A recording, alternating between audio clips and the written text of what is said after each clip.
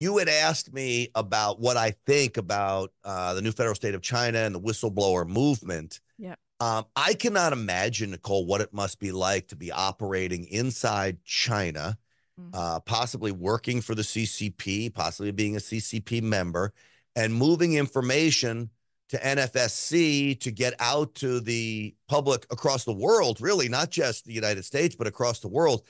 The danger and threats that they must face in order to put that information out there at great risk to their own personal safety. I can only imagine what Xi Jinping would do if he got a hold of one of your whistleblowers. So to them, I'm tremendously grateful. You know, I mentioned boldness. I talk about that a lot, and that we need Americans to be bold in this time. You need to stand up. You need to say your beliefs. You need to speak out against what you see happening, and you need to talk to people about it. Yeah. I think this is a level of boldness that thankfully we don't require yet of citizens. I think there are a select few inside government. You've seen some of the whistleblowers come out of the FBI. That takes great strength. For the most part, everyday Americans don't need that kind of boldness. We're not being risked being put to death. Now, some of us are at risk of going to prison, as we've seen, which is very similar to what we see in China, thanks to the CCP and other communist nations.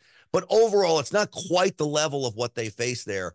And I'm grateful to it, because we're not going to take down the CCP unless we get the information that I'm so grateful to you and the rest of your team for often pushing our direction to the Real America's Voice show, the podcast, so we can spread this far and wide so people really know about the evils of the CCP.